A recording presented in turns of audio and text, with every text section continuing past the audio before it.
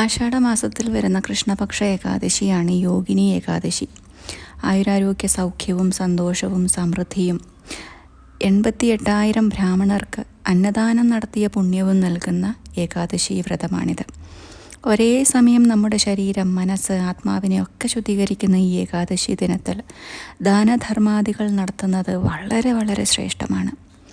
വിട്ടുമാറാത്ത അസുഖങ്ങൾക്ക് നല്ലൊരു പരിഹാരമാണ് യോഗിനി ഏകാദശി വ്രതം. നമ്മളെ സംസാരസാഗരത്തിൽ നിന്നും കരകയറ്റുന്ന തോണിക്ക് സമമാണ് ഈ യോഗിനി വ്രതം. വ്രതമാഹാത്മ്യ കഥ എന്ന് പറയുന്നത്, കുബേരൻ്റെ ശാപം കാരണം 18 കുഷ്ഠരോഗങ്ങൾ പിടിപെട്ട് ഭൂമിയിൽ അലഞ്ഞു നടക്കാനിടയാകിയ ഹേമമാലി എന്ന യക്ഷൻ മാർക്കണ്ഡേയ മഹർഷിയുടെ ഉപദേശപ്രകാരം യോഗിനി വ്രതം അനുഷ്ഠിക്കുകയും തൻ്റെ കുഷ്ഠങ്ങളിൽ നിന്നെല്ലാം മോചിതനായി ആയുരാരോഗ്യ സൗഖ്യം നേടി പത്നി സമേതം തിരിച്ച് കുബേര സദസ്സിൽ ചെല്ലുകയും ചെയ്തു എന്നാണ് കഥ. 3 ലോകങ്ങളിലും പ്രസിദ്ധമായ ഈ ഏകാദശി വ്രതമാഹാത്മ്യം പറയുകയോ കേൾക്കുകയോ ചെയ്താൽ തന്നെ സർവ്വപാപവിമുക്തമാകുമെന്നാണ്. വ്രതമനുഷ്ഠിക്കാൻ സാധിക്കാത്തവർ അന്നേ ദിനം വിഷ്ണുപ്രീതികരമായ ജപസാധനകൾ നടത്തുന്നതും നാരായണീയം, ഭാഗവതം, വിഷ്ണു സഹസ്രനാമം, ഭഗവത്ഗീത തുടങ്ങിയവ പാരായണം ചെയ്യുന്നതും ക്ഷേത്ര ദർശനം നടത്തുന്നതും അതിവിശിഷ്ടമാണ്. ഹരിവാസര സമയത്ത് മുഴുവൻ സമയം അഖണ്ഡ നാമജപം നടത്തുക. അതേസമയം തുളസി കൊണ്ട് ഭഗവാനെ അർച്ചന ചെയ്യുകയും കൂടി ചെയ്താൽ കോടിയാഗങ്ങൾ ചെയ്ത പുണ്യം ലഭിക്കുമെന്നാണ്. അന്നേ ദിനം ഭഗവാന് നെയ്വിളക്ക് തെളിയിച്ച് നാമജപം നടത്തിയാൽ വൈകുണ്ഠപ്രാപ്തി ഉണ്ടാകുമെന്നാണ് പുരാണം പറയുന്നത്.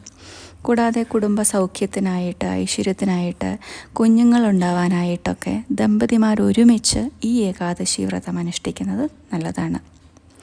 ഇപ്രാവശ്യം ഹരിവാസര സമയം വരുന്നത് ജൂൺ 21 ശനിയാഴ്ച രാത്രി 11:11 മുതൽ ജൂൺ 22 ഞായറാഴ്ച രാവിലെ 9:42 വരെയാണ്.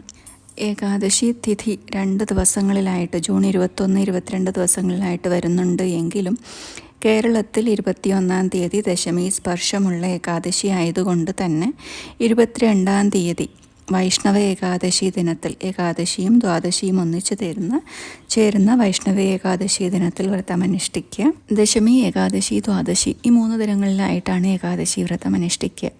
ദശമിയിലും ദ്വാദശിയിലും ഒരിക്കലൂണും ഏകാദശി ദിനത്തിൽ പൂർണ്ണ ഉപവാസവുമാണ് വിധി. അവരവരുടെ ആരോഗ്യസ്ഥിതി അനുസരിച്ച് മാത്രം ഏകാദശി വ്രതം അനുഷ്ഠിക്കുക. ധാന്യങ്ങൾ പൂർണ്ണമായും ഒഴിവാക്കി പഴങ്ങളോ പഴച്ചാറുകളോ തുളസി തീർത്ഥമോ പാലും പഴമോ ഒക്കെ കഴിച്ച് നമുക്ക് വ്രതം അനുഷ്ഠിക്കാം. 23 തിങ്കളാഴ്ച രാവിലെ 6:05 8:38 നമ്മൾ തുളസി തീർത്ഥം കുടിച്ച് പാരണ വീട്ടി ഉപവാസ വ്രതം അവസാനിപ്പിക്കേണ്ടത്. ആഷാഢമാസമാണ്. അത്ഭുതങ്ങളുടെ കൂടാരമായി അറിയപ്പെടുന്ന പുരുഷോത്തമ ക്ഷേത്രത്തിൽ, പുരി ജഗന്നാഥ ക്ഷേത്രത്തിൽ ഭാരതത്തിലെ തന്നെ ഏറ്റവും പ്രധാനപ്പെട്ട ഉത്സവങ്ങളിലൊന്നായ രഥോത്സവം നടക്കുന്നത് ഈ ആഷാഢമാസത്തിലാണ്. ഇപ്രാവശ്യം ജൂൺ 27. രഥോത്സവത്തിൽ പങ്കെടുക്കുന്ന ഏതൊരു വ്യക്തിയും തൻ്റെ മുഴുവൻ കുലത്തെയും കൊണ്ട് ഹരിധാമം പോകും എന്നാണ് ഹരിഭക്തിവിലാസം പറയുന്നത്. പ്രകൃതി നിയമങ്ങളെ മറികടക്കുന്ന അത്ഭുതങ്ങൾ അരങ്ങേറുന്ന ക്ഷേത്രമാണിത്. ഒന്നാമതായിട്ട് കാറ്റിൻ്റെ എതിർദിശയിൽ പറക്കുന്ന കൊടിയാണ് അവിടുത്തെ ഒന്നാമത്തെ അത്ഭുതം. രണ്ടാമതായി ശബ്ദം നിലയ്ക്കുന്ന കടൽ. ക്ഷേത്രത്തിനോട് ചേർന്നാണ് കടൽ, പക്ഷേ ക്ഷേത്രത്തിനുള്ളിൽ കയറിയാൽ കടലിൻ്റെ ശബ്ദം കേൾക്കില്ല. ഒരു ശാസ്ത്രീയ വിശദീകരണവും ഇല്ലാത്തൊരത്ഭുതമാണിത്. മൂന്നാമതായി നമുക്ക് എവിടെ നിന്ന് നോക്കിയാലും ഒരേപോലെ കാണാൻ സാധിക്കുന്നതാണ് ക്ഷേത്രത്തിനു മുകളിൽ സ്ഥാപിച്ചിരിക്കുന്ന സുദർശന ചക്രം. 12-ാം നൂറ്റാണ്ടിൽ നിർമ്മിക്കപ്പെട്ട ക്ഷേത്രത്തിൻ്റെ ഗോപുരത്തിൻ്റെ മുകളിലാണ് 1 ടണ്ണിലേറെ ഭാരമുള്ള ഈ സുദർശന ചക്രം നിലകൊള്ളുന്നത്. ഒരു യന്ത്രത്തിൻ്റെയും സഹായമില്ലാതെ എങ്ങനെ അത് അവിടേക്ക് കയറ്റി എന്നുള്ളതും ഉത്തരം കിട്ടാത്ത ചോദ്യമാണ്. നാലാമതായി പറയുന്നത്, ഈ ക്ഷേത്രത്തിന് മുകളിലൂടെ ഒരു പക്ഷി പോലും പറന്നു പോവാറില്ല അത്രേ. യാതൊരു തടസ്സവുമില്ല. പക്ഷേ എന്നാലും പക്ഷികൾ ഈ ക്ഷേത്രത്തിന് സമീപം എത്തുമ്പോൾ മുകളിലോട്ട് പറക്കാതെ നേരെ സൈഡിലേക്ക് തിരിഞ്ഞ് താഴ്ന്നു പറന്നു പോവുകയാണ് അത്രേ പതിവ്. മറ്റൊരു പ്രധാന ആചാരം ഇവിടെ ദിവസവും നിറം മാറുന്ന പതാകയാണ്. ഏകദേശം ഒരു 45 നില കെട്ടിടത്തിൻ്റെ ഉയരത്തിലുള്ളതാണ് ക്ഷേത്ര കൊടിമരം. അതിനു മുകളിലാണ് ഈ കൊടി. എല്ലാ ദിവസവും അത് മാറ്റിയിടണമെന്നാണ് ഇവിടെ നിയമം. എന്നെങ്കിലും അത് വിട്ടുപോയാൽ പിന്നെ 18 വർഷം ക്ഷേത്രം അടച്ചിടണമെന്നാണ് അത്ര ഇവിടുത്തെ നിയമം. ആറാമതായി, നിഴൽ വീഴാത്ത കുംഭഗോപുരമാണ് ഇവിടുത്തെ മറ്റൊരു പ്രത്യേകത. എത്ര വെയിലാണെങ്കിലും ഇവിടെ നിഴലുണ്ടാവില്ല. ഏഴാമത്തെ അത്ഭുതം എന്ന് പറയുന്നത് ഇവിടുത്തെ പ്രസാദം തന്നെയാണ്.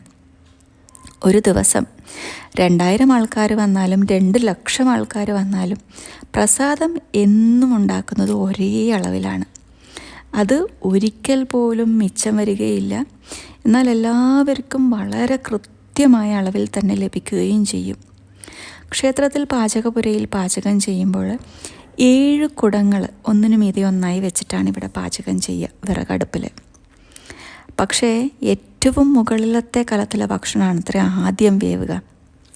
8ാമത്തെ അത്ഭുതമാണ് ഇവിടുത്തെ രഥോത്സവം. പ്രധാന മൂർത്തിയായ ജഗന്നാഥൻ, സാക്ഷാൽ ശ്രീകൃഷ്ണ ഭഗവാൻ, തൻ്റെ സഹോദരങ്ങളായ ബലഭദ്രൻ്റെയും സുഭദ്രയുടെയും കൂടെ 3 രഥങ്ങളിലായി സമീപത്തുള്ള 2 മൈൽ ദൂരെയുള്ള ഗുണ്ടീചാദേവി ക്ഷേത്രത്തിലേക്ക് എഴുന്നള്ളും. പിന്നെ ഒരാഴ്ച അവിടെ നിന്നിട്ട് തിരിച്ചു വരുന്നതാണ്. ആയിരക്കണക്കിന് ആളുകൾ ചേർന്നിട്ടാണ് ഈ 3 കൂറ്റൻ രഥങ്ങളെയും വലിക്കുക. ഭഗവാന്റെ രഥത്തിൻ്റെ പേര് നന്ദിഘോഷം എന്നാണ്. ഒരിക്കൽ യാത്ര ആരംഭിച്ചു കഴിഞ്ഞാൽ പിന്നെ ലക്ഷ്യസ്ഥാനത്തെത്താതെ ഇത് നിർത്തുകയില്ല എന്നൊരു പ്രശസ്തി കൂടി ഈ നന്ദിഘോഷത്തിന് സ്വന്തമാണ്. ഭാരതത്തിലെ ഏറ്റവും വലിയ വൈഷ്ണവ ക്ഷേത്രങ്ങളിലൊന്നാണിത്. എല്ലാവരും കേട്ട് കാണും മോക്ഷദായികളായ 4 ധാമങ്ങൾ. വടക്ക് ബദരീനാഥ്, തെക്ക് രാമേശ്വരം, പടിഞ്ഞാറ് ദ്വാരക, കിഴക്ക് ജഗന്നാഥപുരി. 4 യുഗങ്ങളിലായിട്ട് 4 ധാമങ്ങളിൽ ആണ് ഈ പുരികൾ 4 അറിയപ്പെടുന്നത്. അതായത് കൃതയുഗത്തിലെ പ്രധാന ധാമം ബദരീനാഥ്, ത്രേതായുഗത്തിലേത് രാമേശ്വരം, ദ്വാപരയുഗത്തിലുള്ളത് ദ്വാരക, ഈ കലിയുഗത്തിലുള്ളത് സാക്ഷാൽ ജഗന്നാഥപുരിയുടെ പുരി ക്ഷേത്രം, പുരുഷോത്തമ ക്ഷേത്രമാണ്. മഹാവിഷ്ണുവിൻ്റെ 4 ആയുധങ്ങളുടെ പേരിൽ 4 ക്ഷേത്രമുണ്ട്. അതിൽ ഈ പുരി ജഗന്നാഥ ക്ഷേത്രം ശംഖ്, ഭുവനേശ്വര ചക്രക്ഷേത്രം, ജജാപൂർ ഗദാക്ഷേത്രം, കൊണാർക്കാണ് പത്മക്ഷേത്രമായും അറിയപ്പെടുന്നത്. ഈ 4 ധാമങ്ങൾ 4 വേദങ്ങളെയാണ് പ്രതിനിധീകരിക്കുന്നത്. രാമേശ്വരം ഋഗ്വേദം, ബദ്രീനാഥ് യജുർവേദം, ദ്വാരക സാമവേദം, പുരി അഥർവവേദമാണത്രേ. ഏകദേശം ജഗന്നാഥപുരിയിൽ നിന്ന് 1.5 കിലോമീറ്റർ അകലെയാണ് ശങ്കരാചാര്യ സ്വാമികൾ സ്ഥാപിച്ച ഗോവർദ്ധന മഠം. രഥയാത്രയിൽ ആദ്യ ദിവസം വിഗ്രഹങ്ങൾ രഥത്തിൽ പ്രതിഷ്ഠിക്കുന്നത് തന്നെ പ്രത്യേകം ശ്രദ്ധേയമായ ചടങ്ങാണ്. പുരി രാജവംശത്തിൽപ്പെട്ടവർ ആനപ്പുറത്തെത്തിയാണ് രഥം വൃത്തിയാക്കുന്നത്. 3 മൂർത്തികളും പ്രത്യേകം രഥങ്ങളിലാണ് എഴുന്നള്ളുന്നത്. ഗോകുലത്തിൽ നിന്നും മഥുരയിലേക്കുള്ള ഭഗവാന്റെ യാത്രയെ ഓർമ്മിപ്പിക്കുന്നതാണ് ഈ രഥയാത്ര. രഥോത്സവവുമായി ബന്ധപ്പെട്ട് ഒരു കഥയുണ്ട്. 15-ാം നൂറ്റാണ്ട് കാലഘട്ടത്തിലാണ് കേട്ടോ. അന്നത്തെ യുവരാജാവ് പുരുഷോത്തം ദേവിൻ്റെ ദക്ഷിണേന്ത്യൻ പര്യടനത്തിനിടയിൽ കാഞ്ചിയിലെത്തുന്നു. അവിടെ വെച്ച് അവിടുത്തെ രാജകുമാരിയായ പത്മാവതിയെ കണ്ട് ഇഷ്ടമാകുന്നു. വിവരം രാജാവിനെ അറിയിക്കുന്നു. അങ്ങനെ രാജാവ് വിവാഹത്തിനുള്ള ഒരുക്കങ്ങളൊക്കെ പൂർത്തിയാക്കാനായിട്ട് പുരിയിലേക്ക് തൻ്റെ മന്ത്രിയെ അയക്കുകയാണ്. മന്ത്രി പുരിയിലെത്തുന്ന ദിവസം അവിടെ രഥോത്സവം നടക്കുന്ന സമയം. അന്നേരം അവർ കാണുന്നത് പുരിയിലെ രാജാക്കന്മാർ രഥം തൂത്ത് വൃത്തിയാക്കുകയാണ്. ഇത് ഒരു രാജാവിന് പറ്റിയ പ്രവൃത്തിയല്ലല്ലോ എന്ന് തോന്നിയിട്ട് ആ വിവാഹത്തിൽ നിന്നും പിന്മാറുകയാണ്. കോപം വന്ന രാജാവ് ഉടൻ തന്നെ തൻ്റെ സൈന്യത്തെ അയച്ച് യുദ്ധം ചെയ്യുന്നു. പക്ഷേ യുദ്ധത്തിൽ പൂർണ്ണമായും പരാജയപ്പെട്ടു. തിരിച്ചു പുരിയിലെത്തി ജഗന്നാഥനോട് തൻ്റെ സങ്കടം പറയും. അങ്ങനെ അന്ന് രാത്രിയിൽ അദ്ദേഹത്തിന് സ്വപ്നദർശനം ഉണ്ടാവും, അടുത്ത യുദ്ധത്തിൽ താൻ വിജയിക്കും എന്ന്. അതുകൊണ്ട് രാജാവ് വീണ്ടും പട നയിച്ചുകൊണ്ട് കുതിരപ്പുറത്ത് കാഞ്ചിയിലേക്ക് പോവുകയാണ്. പോകുന്ന വഴിയിലൊരു തൈര് വിൽപ്പനക്കാരിയെ കാണും. അന്നേരം അവർ പറയും, കുറച്ചു മുൻപ് ഇതുവഴി വലിയൊരു സൈന്യം കടന്നുപോയി. 2 പേരാണ് ആ പടയെ നയിച്ചത്. ഒന്ന് ഒരു കറുത്ത കുതിരക്കാരൻ, മറ്റൊന്നൊരു വെളുത്ത കുതിരക്കാരൻ. അവരെല്ലാം എൻ്റെ കയ്യിൽ നിന്ന് തൈര് കുടിച്ചു. ഈ മോതിരം എനിക്ക് സമ്മാനമായി നൽകി എന്ന് പറഞ്ഞ് ഒരു മോതിരം രാജാവിന് കാണിക്കും. അപ്പോൾ രാജാവിന് മനസ്സിലാവും താൻ ഭഗവാന് സമർപ്പിച്ച മോതിരമാണത്. അപ്പോൾ കുതിരപ്പുറത്ത് പോയവർ മറ്റാരുമല്ല, സാക്ഷാൽ ജഗന്നാഥനും ബലരാമനുമാണ്. ആ യുദ്ധത്തിൽ രാജാവ് വിജയിക്കുന്നു, പത്മാവതിയെ കല്യാണം കഴിക്കുന്നു, പുരിയിലേക്ക് എല്ലാവരും സന്തോഷത്തോടു കൂടി തിരിച്ചു വന്നു എന്നാണ് കഥ. ക്ഷേത്രത്തിനോട് ചേർന്നാണ് മനോഹരമായ കടലോരം. അപകട സാധ്യതയില്ലാത്ത സമുദ്രതീരം ഒരു ശ്മശാനം കൂടിയാണ്. മരിച്ചവരെ ഈ സ്ഥലത്ത് ദഹിപ്പിക്കുന്നതുകൊണ്ട് അവരുടെ ആത്മാവിന് മോക്ഷം ലഭിച്ചു എന്നൊരു വിശ്വാസം കൂടി അവിടെയുണ്ട്.